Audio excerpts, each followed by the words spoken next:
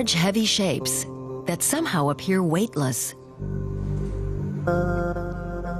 The sculpture's shell looks like a skeleton, its interior on display. Even though they're made of steel, these sculptures have a certain grace to them. As stripped down as they appear, a lot of hard work went into their construction. Many of the exhibits in Hanover's Sprenger Museum were made in Richard Deacon's London workshop for wood. He has other workshops for materials like steel or ceramics. Experts say he makes art out of voids. He got the idea when he was out shopping. Looking at the Swiss cheese, then the question arises, what happens if the holes get so big there's not so much cheese there, and are the holes also the cheese? There is some sense in which they are the cheese. And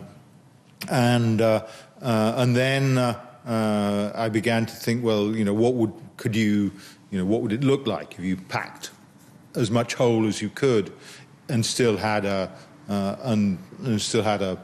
something that was physical.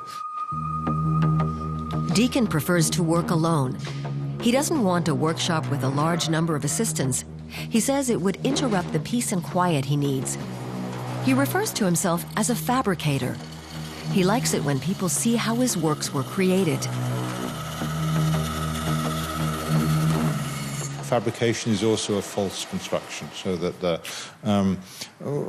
you can use it as if someone's telling stories, you can say it's complete fabrication, which kind of means that it's completely made up, it's kind of completely invented, it has nothing to do with the truth. This sculpture, which dates back to 1975, is the earliest work in the exhibition. Deacon has always been motivated by a desire to experiment. In 1983, at the age of 24, he sold his first sculpture for £400. I never had any idea that making art was an activity which would lead you to earn a living. This was never, any of us had no notion that we could ever sell anything. In the 70s in England, there was no market. Today, Deacon's works fetch 6-digit sums. The retrospective in Hanover shows how important experimenting with various materials is for the sculptor. Materials like wood, steel, ceramics, and synthetic resin.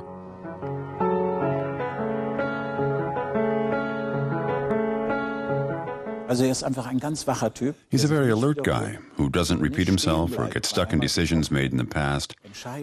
And for someone who's been working for so long and coming up with such profound results, I think that's pretty special. At the moment, Richard Deacon is making drawings as studies for large engravings. He regards drawing as an artistic discipline all its own. He usually creates his sculptures without any sketches. When I started doing these drawings, which are pretty odd drawings, I was, in a way, trying to think of them as almost like bits of writing or as signs. But there's no real relationship between any sculpture ever made and any of these things. It may happen. It's hard to know. That's typical of Richard Deacon. He likes to surprise himself with the new forms that arise while he experiments. It's this curiosity that makes him an artist who continues to confound expectations.